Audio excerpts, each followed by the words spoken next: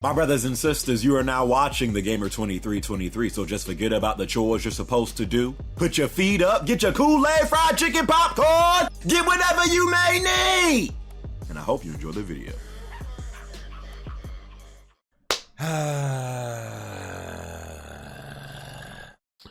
I'm tired.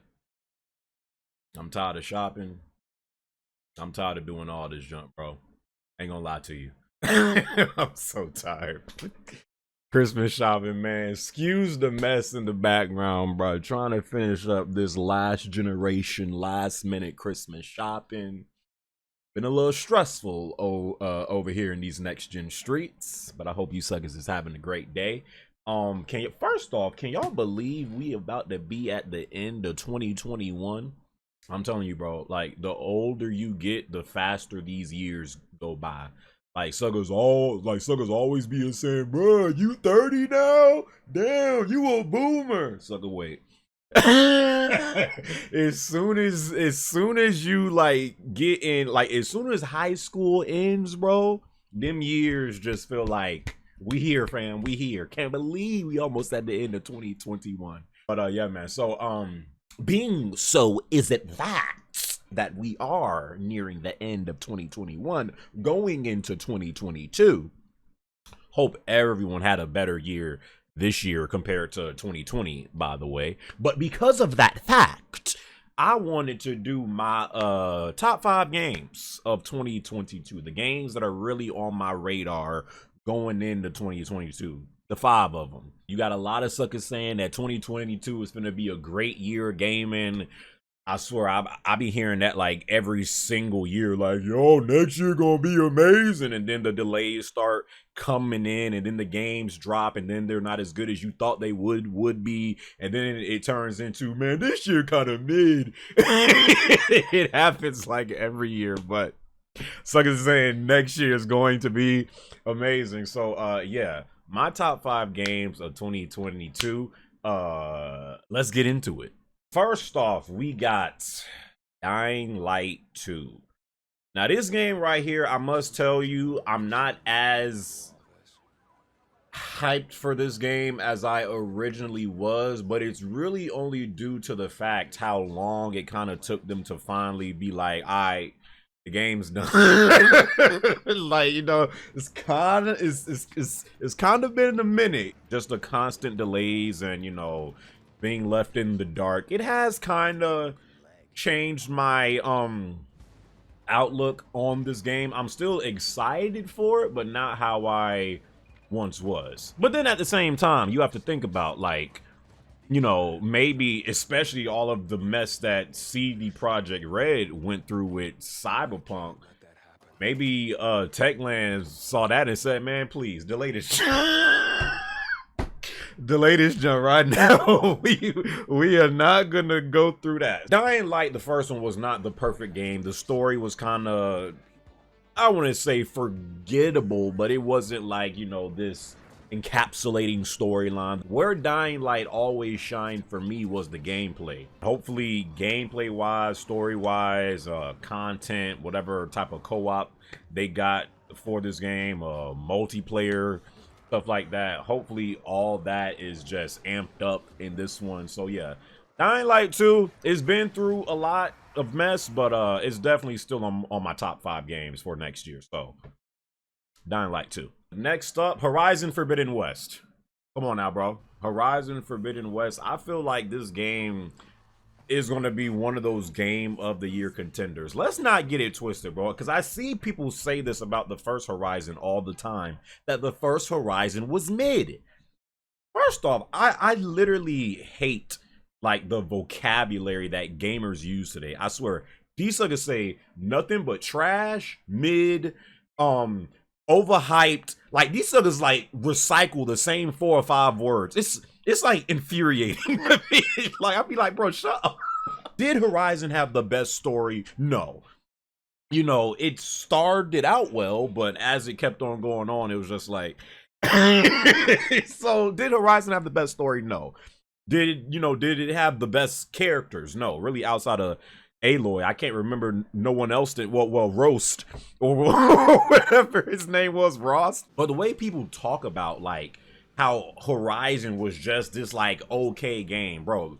The world that Guerrilla was able to create in Horizon, the graphics, the OST, the gameplay, the enemies, like that's like what, 4 or 5 things right there that were all to me incredible in the first Horizon. So just because the story was not all that great, you know, and maybe the side missions at times, I just be hating how like suckers just act like the first Horizon was just like this thrown together like, it's alright. Bro, that just was an incredible first attempt for Guerrilla doing an open world based game. I think what I think should happen is in the sequel, everything that, you know, they kind of didn't succeed at in the first Horizon is going to be amped up in this game. I expect Horizon Forbidden West's story to be better. I expect the characters to be better. I expect the world to be better. I expect the gameplay to be better. I expect everything in this game to be better. Horizon Forbidden West, I think, will be a Game of the Year contender. Now, it's just not clear because, you know, something else that's dropping next year. But I am definitely looking forward to this game next year. Sonic Frontiers. Actually, bro. Now, I know we haven't seen no gameplay of this. Literally none. Literally no gameplay. But I have always been a Sonic fan. And for years, I've been wanting Sonic Adventure 3. I feel like a lot of people have been wanting Sonic Adventure 3 for years. And like when I say years, I mean since childhood, I've been wanting Sonic Adventure 3. Sonic Frontiers is like supposed to be this open world Sonic game that will be on PlayStation 5 and PlayStation 4 and Xbox Series X/S, I think Xbox One as well, and PC. As much as I like the retro Sonics, I was getting tired of them always like relying on like the classic Sonics to do like a little remaster of it, like Sonic Mania per se. You know, it was still a great game, but I was getting tired of those like, you know, retro style Sonics. I always liked the Sonic Adventure games, so it was more open, it was more free of things that you could do and stuff like that, and the stages were just better. I know open world is kind of like just because a game is open world don't mean it's going to be good. Hell, today when I hear open world, I kind of roll my eyes most of the time. But I also hope in this game that they have Shadow. I have always kind of liked Shadow more than Sonic. He was just always like my black Sonic. I just always wanted a next gen Sonic, and I thought we was going to get one last gen. We didn't. I mean, we did get some Sonic games last year, but I don't think they, like, none were on like a next gen scale. So hopefully Sonic Frontiers, again, just how that trailer was looking like and how they're describing the game being an open world based game Sonic, I just want to see like a actual next generation Sonic game. And right now, that is how I am looking at Sonic Frontiers until we see some gameplay. Sifu! This game right here that people, I do feel like some of my viewers are kind of like, there go this word again, but overhyping the game a little bit. Like some suckers think like this junk is going to be like Game of the Year next year. I don't know about all that, but Sifu definitely does look like a game that I'm going to enjoy playing. I don't know if you guys have been paying attention to this game, but you know, it's like this little martial arts hallway sim. It's gonna be a beat 'em up action adventure game that's supposed to come out, I think, in the first like month or two of next year. So it's gonna be one of the first few games that we get to play. I think it comes out in February, like the first week of February. I feel like Sifu is either going to be really good or just mid. I don't feel like it's going to be trash. I just feel like it's either going to be all right, cool, or yo.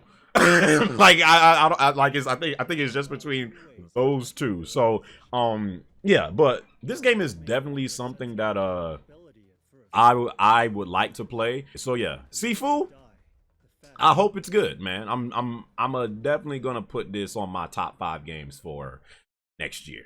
Boy! Of course, bro. God of War Ragnarok. Now, going back to Horizon, how I said this has a chance of winning game, the game of the year contender. The only reason why I'm not, completely just gonna go with Horizon is because of this game right here. God of War Ragnarok, man. I think this game is going to be incredible. I always did say though, I hope after this game, as great as a franchise that God of War is, I want to see Santa Monica do something else. Like, I love God of War, but I want to see them like challenge themselves to a new IP. They've been relying on God of the War since what? PlayStation 2. I was so impressed by how in God of War 2018 they was able to make it feel like a fresh game for PlayStation 4, but it still like stayed true to why people fell in love with the God of War series.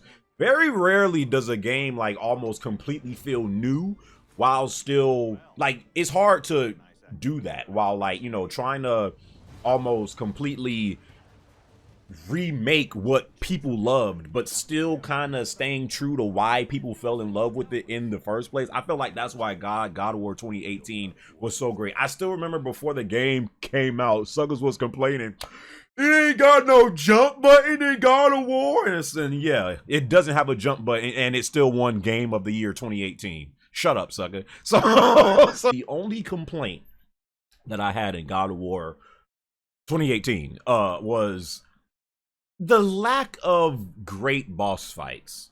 It had good boss fights, but a lot of times like we fought trolls like what 6, 8, 9, 10 different times in that game. It didn't really have like one reason why I still might say God of War 3 is the best God of War game of all time to me is because literally every boss fight was memorable, epic. You could not believe you was seeing what was going on the screen. I felt like that's what God of War 2018 kind of missed. I know people have been saying it looks like God of War 2018.5, like you don't really see like no graphical increase, which is true, but let me just say this. I don't know if you guys have went back and played God of War 2018 on PlayStation 5. 4K native, 60 frames per second. If that's what it's supposed to look like, I'm not complaining. I'm not complaining at all. So yeah, God of War Ragnarok, you already know, gotta be on my list for next year. And yes, those are my top 5 games that a brother got on his radar going into next year. Before you even leave a comment, because I can literally feel your spitting on my face right now via the screen, okay? I can literally feel it, so pump the brakes, sucker. You mean to tell me you ain't got Elden Ring on your list, Nark? No, I do not. I don't. I'm getting Elden Ring. I'm definitely going to get it. But the way suckers is like just fawning over this game, I'm like, I'll get it when it come out. That's really how that is my attitude towards this game right now. I'm sure it's going to be good, but I'm not like all over this game like others. But I will get it, okay? So pump the brakes, sucker. This is my list, not yours. You got the Elden Ring 5 times on your list if you want to. You just got to make your own video. That's what you need to do. Okay? Anyways, though, so yeah, that is my list of my top 5 games that I got on my radar going into 2022. Again, you got stuff like Zelda Breath of the Wild 2 that's gonna come out. You got Bayonetta 3, I think that's supposed to come out. That a slideshow. You got other great games that's supposed to drop next year, man. So no one's list should be the same on this. Hope you guys enjoyed this video. I don't know if this is going to be my last video of 2021. Got a couple more days until the new year, where it's a new year, a new me. But yeah. So if I don't know if this will be my last vid, but if it is, it's been an absolute honor / privilege making content for you, providing for you. this year, you know, and I hope you guys have a great new year, man. Till next video, my brothers and sisters, game on. Catch y'all boys later, all right?